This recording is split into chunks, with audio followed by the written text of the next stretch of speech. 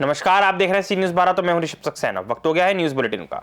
इस बुलेटिन में बात करेंगे बिजनौर की, जहां शादी का झांसा देकर युवती का किया यौन शोषण का मामला आया सामने।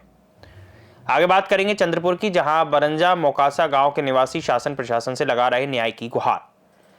साथ ही आगे चर्चा होगी कैमूर की, जहां जमीनी विवाद में भाई ने भाई की लाठी डंडे से पीटकर की हत्या।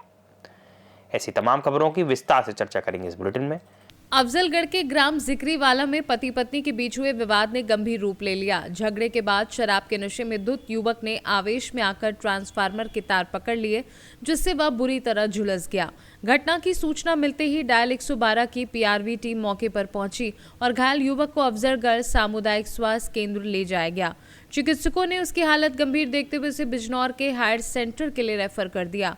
पूर्व ग्राम प्रधान मनोज कुमार ने एम्बुलेंस की मदद से युवक को बिजनौर पहुंचाया, जहां उसका इलाज जारी है। युवक की स्थिति अभी भी नाजुक बताई जा रही है। पुलिस घटना की जांच में जुटी हुई है। जी, आज जो अफजलगढ़ सीएससी में लाया गया इनको एक्सीडेंट केस, क्या मामला है? मैं doctor Mohit Kumar, CSC Afzalgarh medical officer. हमारे यहाँ पे 9 बजे के करीब जी 3 प्रेग्नेंट इमरजेंसी आई है जी, जिनमें से 2 एक्सीडेंट के केस है और एक इलेक्ट्रिक बर्न का केस है जी। और जिनमें एक एक्सीडेंट का और एक इलेक्ट्रिक बर्न को रेफ़र किया गया है डिस्ट्रिक्ट हॉस्पिटल के लिए फर्स्ट एड देने के बाद, और एक जो एक्सीडेंट का है वो ठीक हो गया, उसको हमने फर्स्ट एड देके उसको घर के लिए डिस्चार्ज कर दिया। Thank you.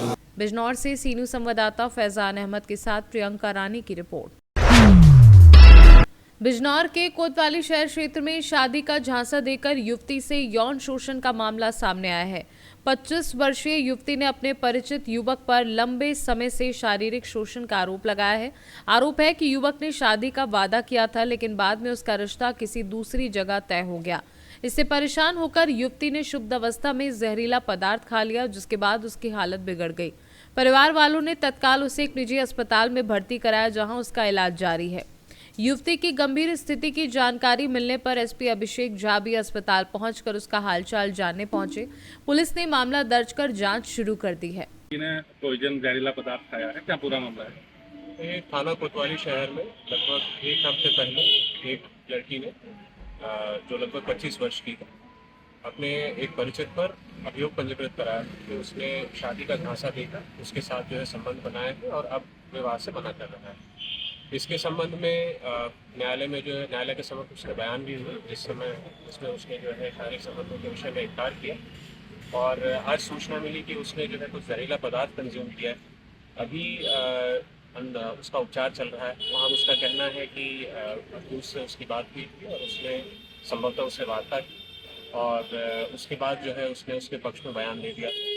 अभी युवती का ट्रीटमेंट चल रहा है और अक्यूज की गिरफ्तारी के लिए तत्काल टीम निकाली गई, जो आवश्यक विधिक कार्रवाई की जाएगी। बिजनौर से सीनू संवाददाता सलीम हाशमी के साथ अजमल अंसारी की रिपोर्ट।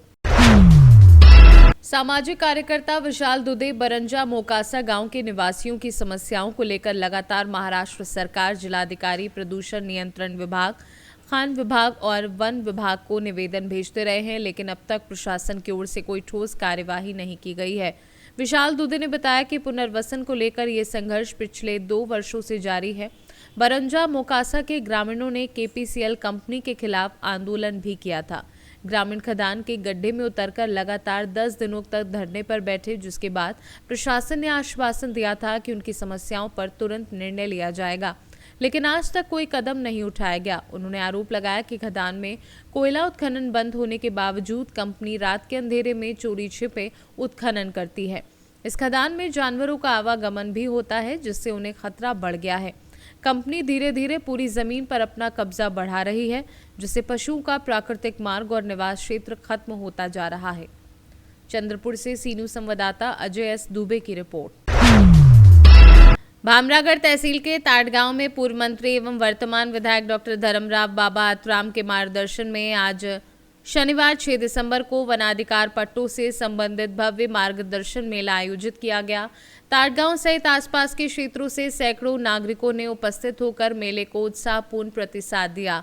मेले में अहेरी विधानसभा प्रमुख लक्ष्मण येरावर, भामरागढ़ राष्ट्रीय कांग्रेस पार्टी के तहसील अध्यक्ष इंदर शाह मडावी, कार्यकारी अध्यक्ष लाल सुजी आत्राम तथा महसूल विभाग के अधिकारी एवं कर्मचारी बड़ी संख्या में उपस्थित रहे। कार्यक्रम में वनाधिकार कानून 2006 से मिलने वाले अधिकारों, वन भूमि पर हक की जांच प्रक्रिया, आवश्यक दस्तावेजों की पूर्ति जैसे महत्वपूर्ण मुद्दों पर विस्तृत मार्गदर्शन दिया गया। कार्यक्रम को सफल बनाने में स्थानीय पदाधिकारियों, कार्यकर्ताओं और ग्रामवासियों का महत्वपूर्ण योगदान रहा। ताड़गांव में आयोजित ये मेला वनाधिकार जन जागरूकता की दिशा में एक महत्वपूर्ण कदम सिद्ध हुआ है। गढ़चिरौली से सीनू संवाददाता संजय यमसलवार की रिपोर्ट। जहानाबाद जिले के परसबीघा थाना क्षेत्र के ग्राम शिवंग मोकरी में हत्या की दर्दनाक घटना सामने आई है। गांव के 55 वर्षीय करीमन पासवान अपने खेत में धान का बोझा बांध रहे थे, तभी गांव के ही युवक पवन पासवान ने अचानक धारदार हथियार से उनके सिर और गर्दन पर हमला कर दिया, जिससे उनकी मौके पर ही मौत हो गई। घटना की जानकारी गाँव के ही देवेंद्र पासवान ने परसबीघा थाना पुलिस को दी। सूचना मिलते ही पुलिस मौके पर पहुंची, शव को अपने कब्जे में लिया और पोस्टमार्टम के लिए जहानाबाद भेज दिया। इस घटना से पूरे इलाके में डर और तनाव का माहौल फैल गया है। जहानाबाद से सीनू संवाददाता आदर्श कुमार की रिपोर्ट। कैमूर जिले के रामगढ़ थाना क्षेत्र के सदुल्लापुर गांव में जमीनी विवाद ने खूनी रूप ले लिया। रविवार को दो भाइयों के बीच लंबे समय से चल रहा जमीन का विवाद इतना बढ़ गया है कि एक भाई ने दूसरे भाई को लाठी डंडों से पीट कर हत्या कर दी। जानकारी के अनुसार सदुल्लापुर के रहने वाले तारकेश्वर बिंद और हीरामन बिंद के बीच जमीन को लेकर एसडीएम कोर्ट में मामला चल रहा था। रविवार को धान की कटाई के दौरान विवाद फिर भड़क उठा, जिसके बाद मारपीट हुई। इस घटना में तारकेश्वर बिंद की मौत हो गई, जबकि 4 अन्य लोग घायल हो गए। घटना की सूचना पर मोहनिया डीएसपी प्रदीप कुमार भारी पुलिस बल के साथ मौके पर पहुंचे। पुलिस आरोपियों की गिरफ्तारी के लिए लगातार छापेमारी कर रही है। रामगढ़ थाना क्षेत्र अंतर्गत सदुल्लापुर ग्राम में दो भाई थे, तारकेश्वर बिंद और उनका एक हीरामन बिंद भाई हैं। दोनों भाई के बीच भूमि विवाद का मामला चल रहा था एसडीएम कोर्ट में, और उसी को लेकर के आज धान कटनी करने को लेकर के मारपीट किया गया, जिसमें तारकेश्वर बिंद की मृत्यु हो गई है। कितने लोग इसमें घायल हैं सर मामले में? इसमें अभी तक एक तरफ से जो मृतक है एक डेथ कर गए हैं और 4 लोग घायल हैं, जिसका इलाज प्राथमिक स्वास्थ्य केंद्र रामगढ़ में चल रहा है। दूसरे पक्ष के भी लोग घायल हैं सर? अभी सूचना नहीं मिली है, उधर से भी पता किया जा रहा है कि कौन कौन घायल है, और इसमें गिरफ्तारी के लिए लगातार छापेमारी की जा रही है। कुछ लोगों को चिन्हित किया गया है और संबंधित जहां भी छिपे हुए हैं वहां पर रेड कराया जा रहा है। किस चीज़ में मामला हत्या हुआ था? भूमि विवाद में हुआ है। किस हथियार से बड़ा है? अभी तक लाठी डंडा ही बरामद हुआ है, और जो भी प्रत्यक्षदर्शी हैं उनके द्वारा भी बताया गया है कि लाठी डंडा से ही मारपीट हुआ है। मृतक के परिवार से कितने लोग को आवेदन कराया गया सर? अभी तक उनकी पत्नी से आवेदन लिया जा रहा है। 10 लोगों के विरुद्ध नामजद उन्होंने आवेदन दिया है, जिसमें कांड दर्ज कर अभी गिरफ्तारी की जा रही है। अब बताया जाएगा विस्तृत इसके बारे में। मृतक का नाम तारकेश्वर बिंद है। कैमूर से सीनू संवाददाता राम प्रवेश तिवारी की रिपोर्ट। मुजफ्फरपुर जिले के रामपुर हरी थाना क्षेत्र के विशुनपुर रुपौली गांव में सोमवार को बदमाशों ने एक युवक को गोली मार दी।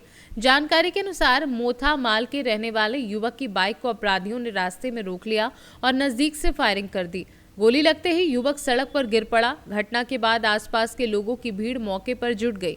गंभीर स्थिति में स्थानीय लोगों ने उसे अस्पताल पहुंचाने की कोशिश की। घटना की सूचना मिलते ही पुलिस दल घटनास्थल पर पहुंचकर जांच में जुट गया है। फायरिंग की वजह और आरोपियों की पहचान के लिए पुलिस आसपास के इलाके में छानबीन कर रही है। इस वारदात से पूरे क्षेत्र में दहशत का माहौल है। मुजफ्फरपुर से सीनू संवाददाता दीपक कुमार तिवारी की रिपोर्ट। साहू एकता मंच द्वारा आयोजित निशुल्क सामूहिक विवाह समारोह में 41 जोड़ों ने एक दूजे का हाथ थामा। ये समारोह केपी कॉलेज ग्राउंड में बड़े ही धूमधाम से संपन्न हुआ। मुख्य अतिथि एमएलसी सुरेंद्र चौधरी और विशिष्ट अतिथि पूर्व प्रयागराज महापौर अभिलाषा गुप्ता नंदी, डॉक्टर बीके कश्यप समारोह में शिरकत की। ये सामूहिक विवाह समारोह 15 वर्षों से लगातार आयोजित किया जा रहा है। इस समारोह में गरीब घर के बेटा बेटियों का निःशुल्क विवाह कराया जाता है। समारोह में 41 जोड़ों की शादी कराई गई। समारोह में महासचिव शंकर लाल साहू, सचिव मदन लाल साहू, उपाध्यक्ष अजय कुमार साहू, कोषाध्यक्ष रामलोचन साहू, मंत्री नरेंद्र कुमार साहू आदि पदाधिकारीगण व समाज के कार्यकर्ता बड़ी संख्या में मौजूद रहे। प्रयागराज से कैमरा पर्सन शानू कुमार के साथ सलमान की रिपोर्ट। सुल्तानपुर शहर के संकरे मार्गों को जाम से निजात दिलाने के लिए यातायात विभाग ने शाहगंज चौराहे पर विशेष अभियान चलाया। चौराहे पर वर्षों से डामर सड़क पर कब्जा जमाकर पुष्प बुके और माला बेचने वाले फुटपाती दुकानदारों को पीछे हटाया गया। ये दुकानदार फुटपाथ छोड़कर सड़क पर दुकान लगा लेते थे, जिससे चौराहे पर आए दिन जाम की स्थिति बन जाती थी। विभाग कई बार इन्हें चेतावनी भी दे चुका था, लेकिन फिर भी इनमें से कुछ लोग नियमों की अनदेखी करते हुए यातायात बाधित करते रहे। यातायात विभाग द्वारा की गई इस कार्यवाही से लोगों ने राहत महसूस की है और उम्मीद जताई है कि आगे भी प्रमुख चौराहों पर इसी तरह अतिक्रमण के विरुद्ध सख्त कदम उठाए जाएंगे। सुल्तानपुर से सी न्यूज़ संवाददाता दिनेश सिंह अग्निवंशी की रिपोर्ट। थाना चांदा क्षेत्र में 6 दिसंबर को अमन यादव की मारपीट, अपहरण और हत्या की घटना ने पूरे जिले को दहला दिया था। घटना की जांच में अब एक बड़ा खुलासा हुआ है। सामने आई सीसीटीवी फुटेज में आरोपी गाड़ी के अंदर अमन यादव को लेटाकर बेरहमी से मारते हुए स्पष्ट दिखाई दे रहे हैं। इस फुटेज के आधार पर पुलिस ने आरोपियों की पहचान तेजी से आगे बढ़ाई। पहले ही 2 नामजद अभियुक्तों को पुलिस गिरफ्तार कर जेल भेज चुकी है। अन्य फरार अपराधियों की तलाश में पुलिस ने कार्यवाही तेज कर दी है। एसपी सुल्तानपुर ने बताया कि सीसीटीवी फुटेज में दिख रहे अन्य सभी आरोपियों की पहचान कर ली गई है। सीसीटीवी फुटेज सामने आने के बाद लोगों में गुस्सा और आक्रोश है। वहीं मुठभेड़ में एक आरोपी के पकड़े जाने से राहत भी महसूस की जा रही है।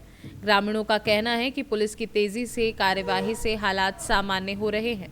कल थाना चांदा क्षेत्रांतर्गत एक घटना में अमन यादव नाम के एक व्यक्ति की मारपीट और अपहरण करके हत्या कर दी गई थी, जिसमें कार्रवाई करते हुए कल 2 अभियुक्तों को जेल भेजा गया था।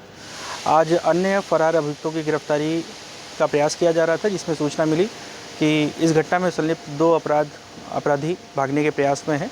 घेराबंदी करने पर पुलिस पार्टी के ऊपर इन्होंने फायरिंग की, जिसमें जवाबी कार्रवाई में एक अभियुक्त के पैर में गोली लगी है।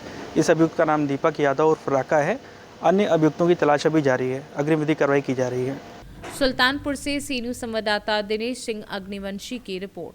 फिलहाल के लिए बुलेटिन में इतना ही। देश और दुनिया की तमाम खबरों के लिए देखते रहिए सी न्यूज़ भारत।